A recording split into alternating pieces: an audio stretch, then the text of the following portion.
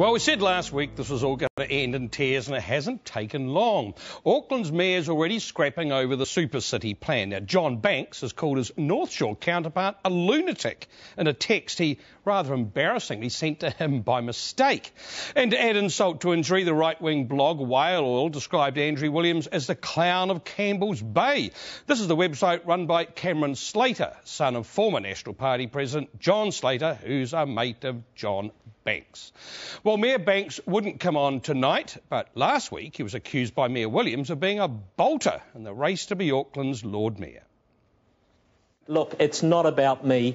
This is the first step in getting this city to be an internationally competitive place to live and work. It's not about me. It's about the people of Auckland. It's about the great country of New Zealand. And Banks was also playing down any ambitions for the top job. Well, I don't want to reign supreme, and I think the key to all of this is wrapped up in goodwill, consultation, taking people with us, reaching out to the communities, making people feel empowered, a sense of belonging, a sense of worth, part of the super-city. So Mayor Banks didn't want to front on where this super-city stoush is heading. Now, when we asked him to come on with Andrew Williams, he asked, "Who's that?"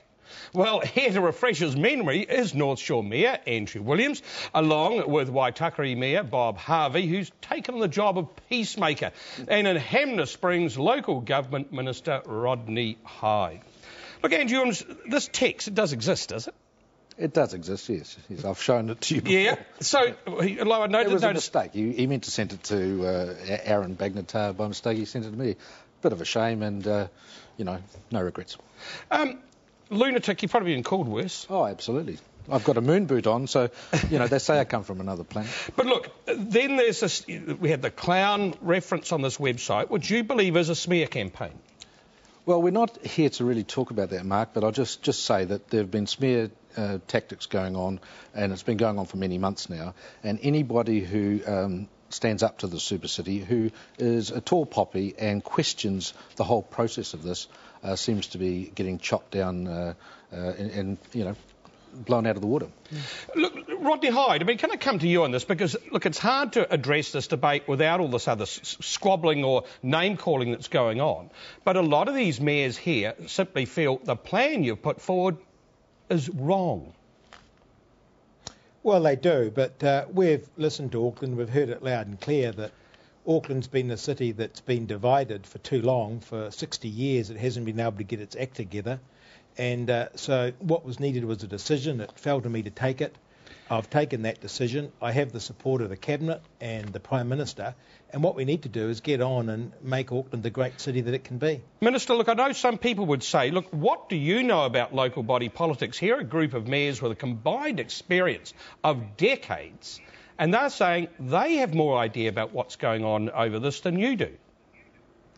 Well, they can say that, but here's the problem, and I don't think it's a consequence of any one mayor. I think it's a difficulty of the governance of Auckland, that as long as we have 7 mayors and 7 councils and a chairman trying to run Auckland, it's really hard to get a unified Auckland and decisions being made with the best interests of all of Auckland at heart. That's why the Cabinet and this government have opted for 1 mayor, 1 council. We were concerned then to ensure local representation because it's such a big city, and that's why we've gone for the local board, so that people can feel a part of one city but actually have their local representation as well. Bob That's Harvey, important to us. Rodney Hyde said they consulted Auckland. You guys are happy with the level of consultation you had? Well, I'm sorry that Len Brown is not here because together Len, myself and Andrew here represent 1 million people. And I think that's a lot of clout for a bit of a say. And I think that the Royal Commission delivered for us a workable proposal. I'm glad the Minister's here. You look like you're in a sauna, Rodney. I don't know where you are, but it's nice that you're joining us. Hanmer Springs. We want to talk with the Minister about the difference between the Super Council and the next tier down, which is the bits missing. But I think we're in agreement. We are not sumo wrestlers having a scrap in the ring. We are actually not feuding and we're not fighting. We want to be united. It is a bit undignified, though, isn't it? When you're looking at this thing and you've got one mayor calling another mayor a lunatic, you've got websites calling another mayor a clown. This does distract, whether you like it or not. That's what people are reading into this at the moment. And we don't want that. We don't want that, Mark. You know, people like Rod Oram here in yesterday's Sunday Times has come out with information saying what the minister is proposing to do is comprehensively wrong. And when you've got people like Rod Oram, well respected throughout New Zealand, saying this, it's time for the minister to sit down with the mayors, with the councils of Auckland, and work through the process and find out what is good, and there are some good things in the plan, and what's bad. Did you believe Rodney Hyde misled John Key on this? Well, the Prime Minister was saying that the Minister had spoken with all the mayors and giving an impression that he had buy-in from the mayors. There was no dialogue with the mayors, and we have had no buy-in on this plan. And this plan is 1 week in the hatching compared to the Royal Commission, 18 months in its preparation of its report. How can you throw out an 18-month report and millions of dollars and expert witnesses from all over the world, and the Minister comes up with something in 1 week with no analysis? How do you answer that, Rodney Hyde? Easy. The Royal Commission came out clearly saying that what was best for Auckland was one mayor, one council. We agreed with that. What was also clear, and we got this loud and clear from Auckland, was that their big concern with having one mayor and one council was how to ensure local representation. What the Royal Commission proposed was to keep 6 councils, but the councils wouldn't have any power. They wouldn't have the power to make bylaws or to raise rates. In fact, would be electing councillors and chairmen to do nothing. And so we didn't think that was a good idea. But you are going to listen to these guys? No, just let me finish, because you asked me a question. What was clear coming out of Auckland was that this desire for local representation, we couldn't provide that through the councils because they're too large, and that's why we've gone for these local boards, which will be community boards with real power. And that's why I think it's so important, because what we have now is the one mayor, the one council, which is necessary. We have the local representation through the local boards.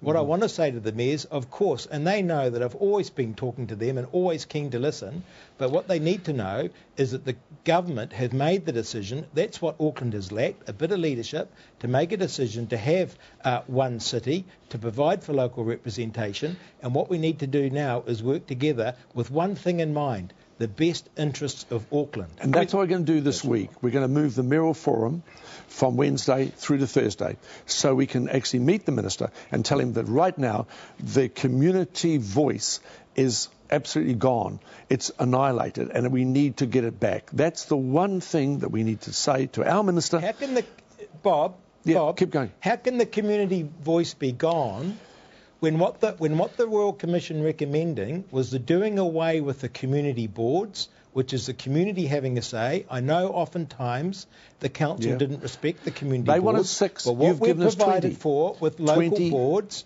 having a real say. Look, guys, I know that this is something you are going to sit and nut out this week. But listen, just before we finish, because as I say, what has taken over this debate, and I know there's serious issues in this, is this what appears to be sort of mudslinging and name-calling?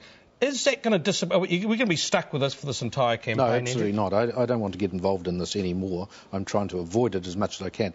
What I would like is this week for the Minister to come and meet with us on Thursday if he's available. He says he's coming to Auckland on Thursday, and give us a couple of hours and let's talk through the whole process. We haven't had that up to this point. Is he going to do that? Is he going to do that? We'd like to ask him now. Are you coming, Rodney? Rodney, are you coming? Rodney, of course I'll be there. I'm looking forward to coming to talking to the mayors. Thursday, 11 and I'm o'clock, looking forward Rodney. to all the mayors. I'm looking forward to all the mayors being in one room and actually putting the best interest of Auckland to the forefront. And will he be able to agree in a room where to have this? Because that seems to be the other issue. Give us that chance. He's giving us that chance. It's a good Easter gift, I reckon, to Auckland. OK, listen, thanks, guys.